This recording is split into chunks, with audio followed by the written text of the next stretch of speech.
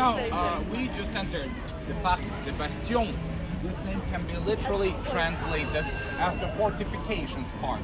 The reason for this name is that this was always a strip of land confined between a multitude of different city fortifications, most of which are gone today, but some of them are still intact, mostly towards the other extremity of the park over there.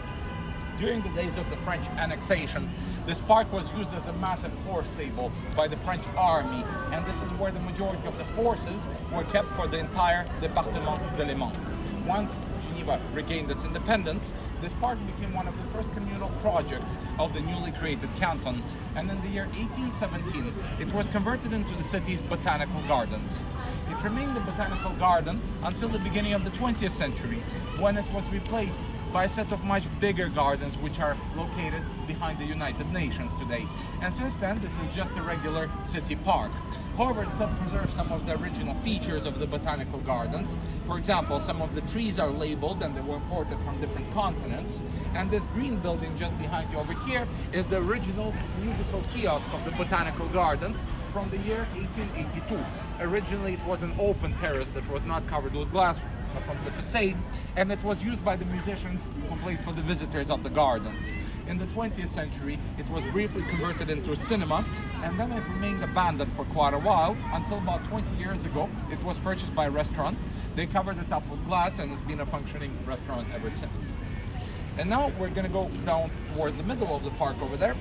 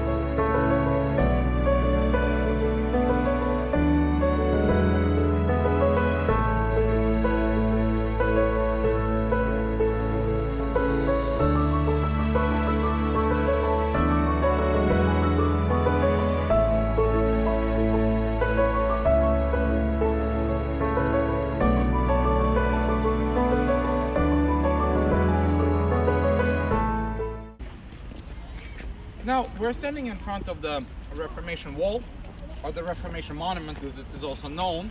The project was originally launched in the year 1908, but the construction of the wall only started in 1910, and it took quite a while to build. It was completed by 1917.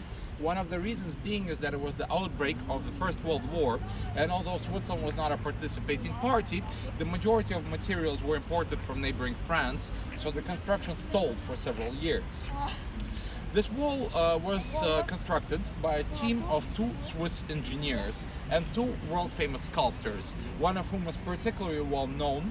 His name is Paul Landowski, and he is the author of the famous Christ in Rio de Janeiro in Brazil.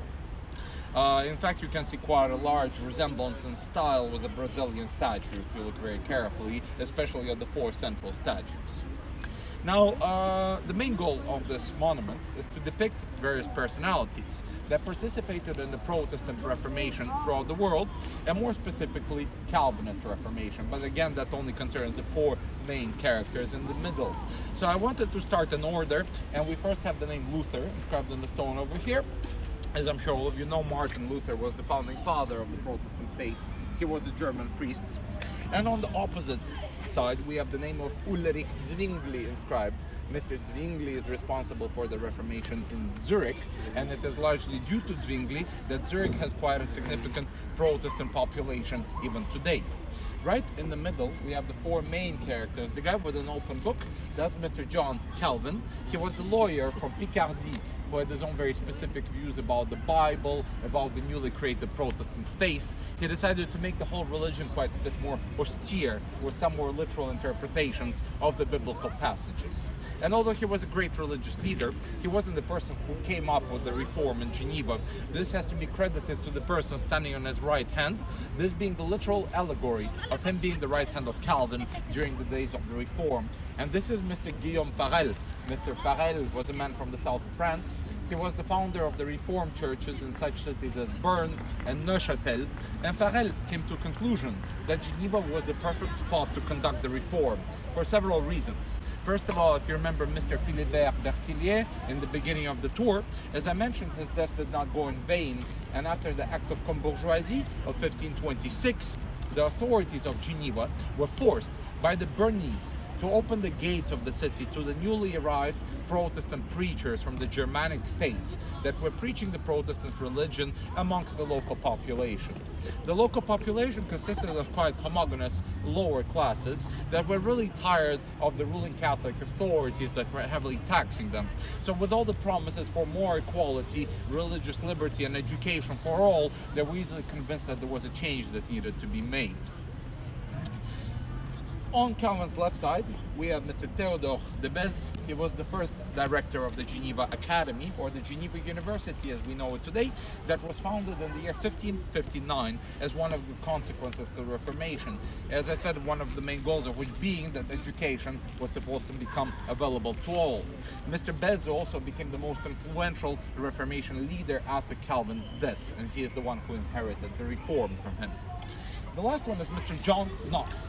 He was a Scottish priest who came to Geneva in order to participate in the reform, and later on he went back to Edinburgh in Scotland, where he implemented the Calvinist reform as well. And it is largely due to Mr. Knox that Scotland has such a significant Calvinist population even today after 500 years. He is the one who brought it over there. Above the statues, we have the motto of the Reformation and also the motto of the city nowadays. It is Post Tenebras Lux, which means after the darkness will come light. Below the statues, we have three letters in Greek standing for Jesus Christ. And over here, we have the armories of the main players of the Reform. We have the city of Bern, the city of Geneva, and the Kingdom of Scotland, which represents the Scottish Reformation with Mr. Knox over here. Over here we have the date 1536. This is widely considered to be the date of the completion of the reform. The local prince bishop that was governing the city prior to this point in time had to flee to neighboring Savoy in the year 1532, never returning to the city after this point in time. In the year 1536, the Reformation was officially adopted by the Council of the 200 most prominent citizens of the city. This is the year when education for all was proclaimed, and this is the year when the Republic of Geneva was declared, so it's an extremely important date for the city. On the opposite side, we have the date 1602. This is the second most important date. This is the date of the Escalade. Now, the Savoyans were extremely bitter about losing influence over Geneva after the days of the Reformation. What you have to take into account is that back in those days, Geneva was not only surrounded by France like it is today. Instead of this, it was surrounded by massive Savoyan territories that spread all the way up to modern-day Nice. These territories became modern-day France only in 1860. And Geneva was this Protestant thorn right in the middle of these Catholic Savoyan territories. That was not just sitting there on its own, but it was also intensively spreading its influence and converting the Catholics inhabiting the adjacent territories. The Savoyans were not at all happy about this, and they've undertaken several unsuccessful attempts to join the city back under their influence throughout the late 1500s. None of these led to anything, and because of this, the Duke Charles Emmanuel I of Savoy decided to launch a last massive attempt to dominate the city by surprise on the night of 11th to 12th of December 1602. On this dark and cold night, the Savoyans started assembling their troops at the modern-day Palais, which is just behind this building over here. And at the fall of night, at about 2 o'clock in the morning, the Savoyans quietly started marching towards the city walls. They started putting up ladders and they started climbing. This is why this event is known as escalade, or climbing in French. There are several versions about what happened later. There's the official version, and then there's the legend.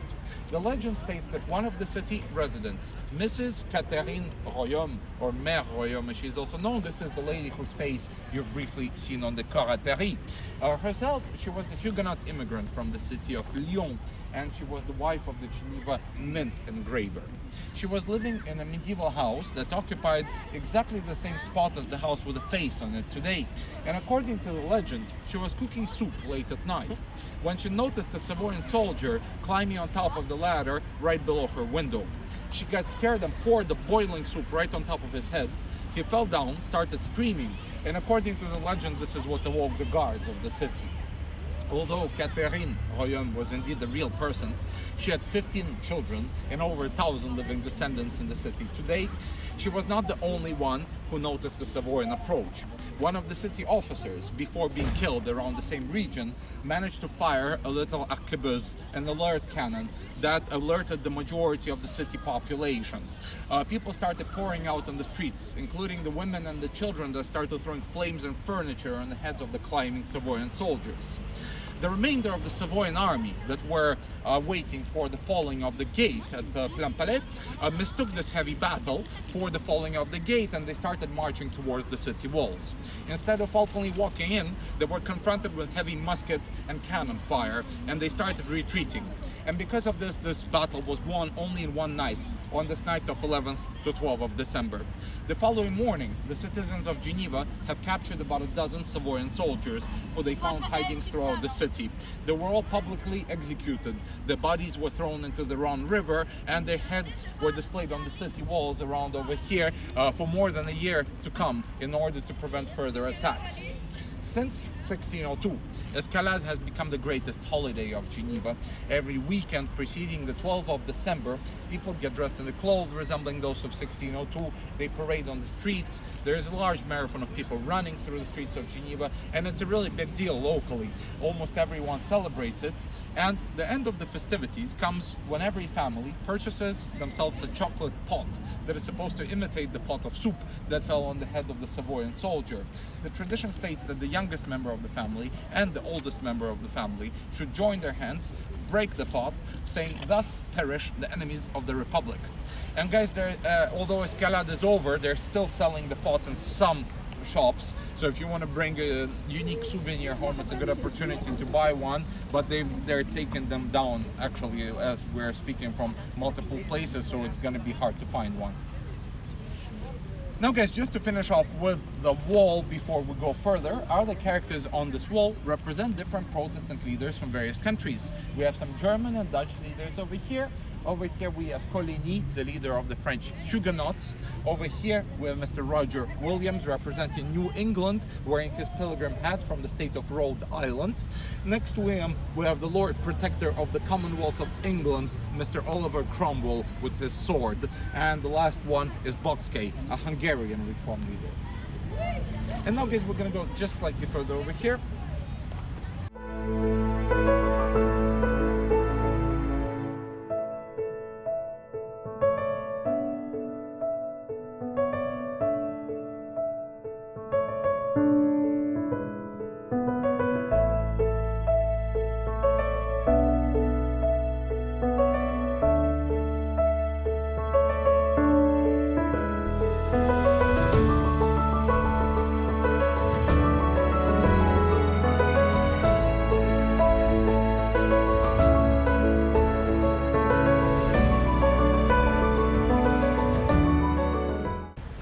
Both sides of this building, we have the original bastion that gave their name to the park. There's one in front of you over here, and there's one over there on the opposite side. In fact, we know the approximate date of the construction. It's around 1544. The building, confined between the two bastions, is quite interesting on its own. This is the Palais Inaf, constructed between the years 1817 to 1821 by an Italian architect in the style of an Italian palazzo, which is quite untypical for the city of Geneva. And this was the private mansion of Mr. Jean-Gabriel Hénard, who was the richest banker in Geneva in the beginning of the 19th century. Mr. Inaf was feeling quite confined in the original city above our heads, and he purchased large territories adjacent to the city walls in order to construct his personal mansion. This is where he spent the rest of his life. However, after his death, his family has sold this building to the canton of Geneva in the year 1890 for a sum of 500,000 gold francs. And since then it's a governmental building. Part of it is used by the city administration, the adjacent wing is used to stock some of the city archives, and the reception hall is used to take in various delegations associated with the local government. So in a way it's a government reception / administrations building nowadays. Although it's still called the Palais Inaf today, and you have the nice sign on the front entrance on the opposite side over there. And now we're going to go to Old Town.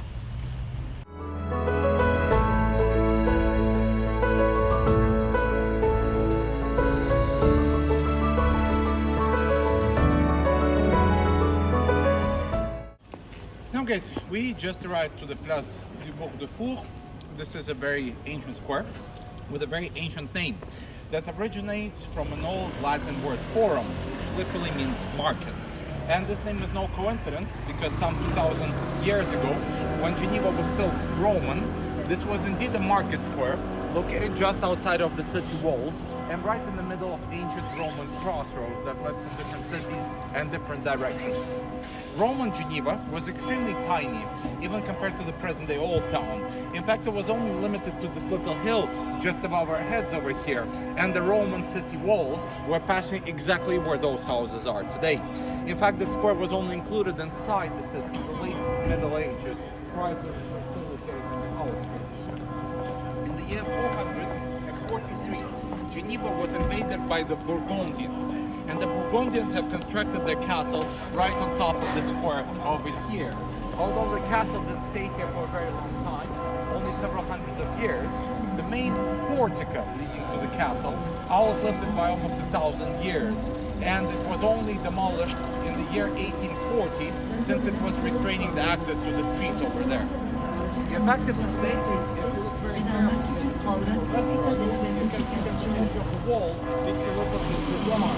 This is because this ancient gate was attached to it like this, back in the past. If you look at the opposite side over here, you will see a little statue in the wall. And this is the statue of Gondebaud, who was the king of the Burgundians. The reason why he is there is that he is overlooking his castle. Although the statue might give you an impression that he was a nice little gentle person, it was not at all the case. He was actually quite a strict dictator. And Gondebaud was not too keen about sharing the Burgundian kingdom together with his two brothers. So he decided to get rid of them. One of his two brothers he imprisoned, only to later behead him. And the second brother he defeated in battle between the years 501 and 502, throughout which half of Geneva has burned down. But he was a very smart politician, and he decided to keep both of his nieces alive, the daughters of his deceased brothers, in order to marry them for political alliances. And this is why he became such a famous historical personality. Because Gondebaud himself was a pagan, but one of his nieces, Clotilde, was one of the first noble carriers of Christianity in this part of Western Europe. And Clotilde was married to the king of the Franks, Clovis, who was the founder of the Merovingian dynasty of the Franks.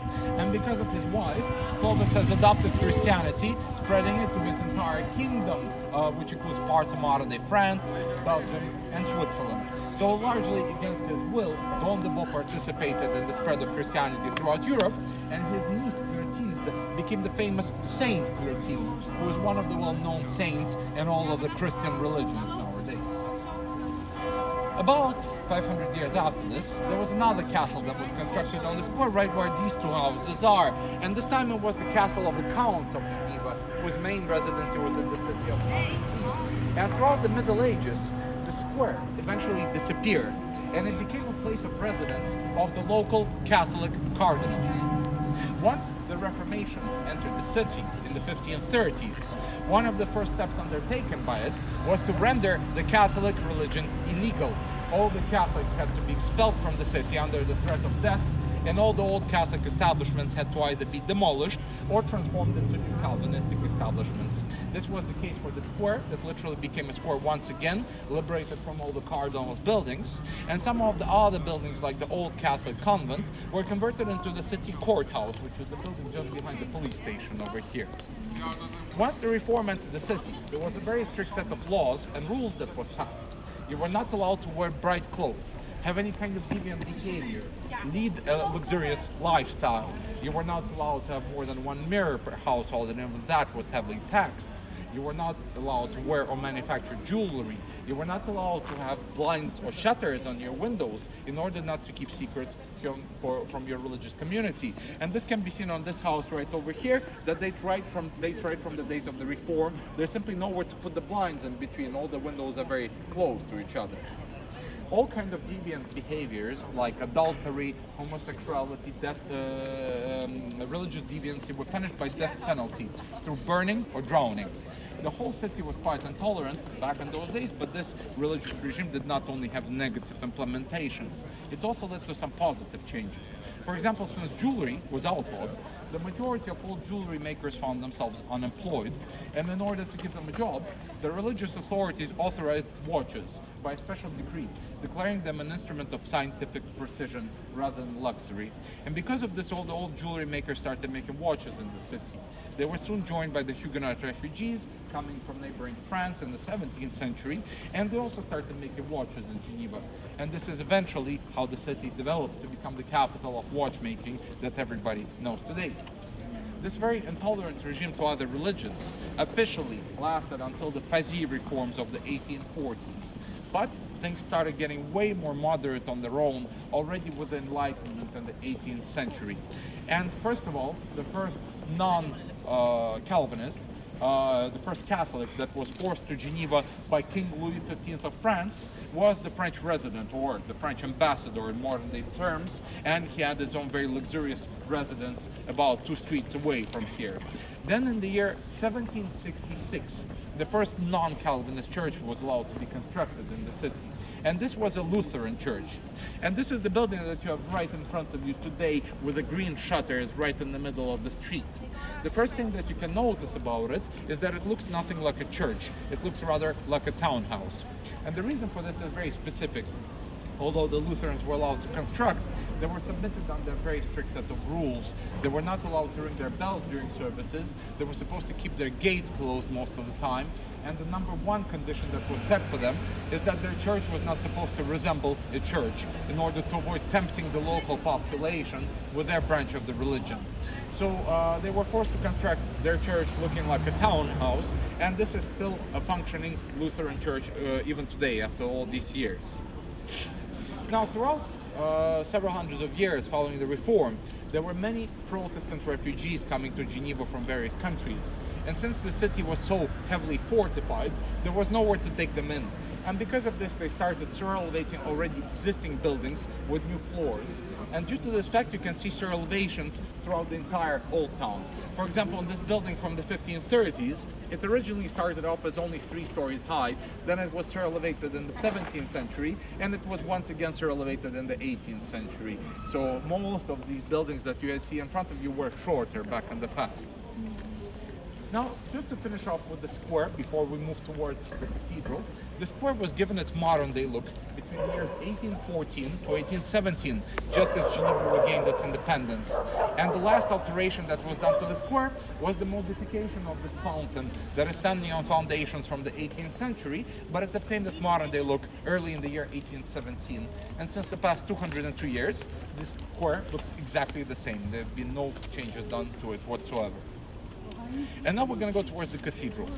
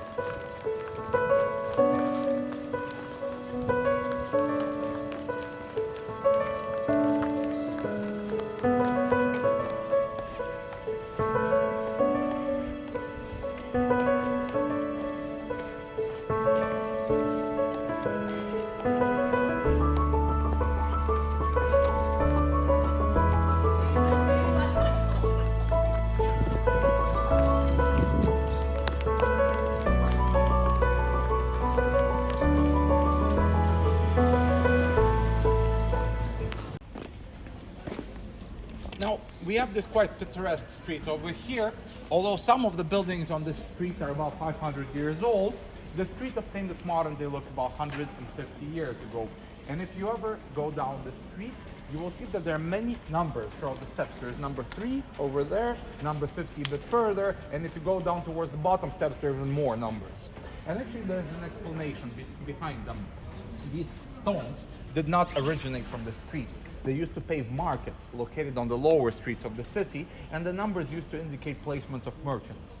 Once the markets were dismantled, they reused the same stones to pave the streets, and this is why we have random numbers throughout the steps. And here, in this building, is where the Red Cross was originally created in the year 1864. In the 1920s, the Red Cross has moved behind the United Nations to what used to be the old Hotel Carlton, and these are its present headquarters nowadays. And this building is just the Department of Energy and Department of Archaeology today, but it still has a nice little commemorative plaque about the Red Cross on the facade. And we're going to go to the building right adjacent to it, over here.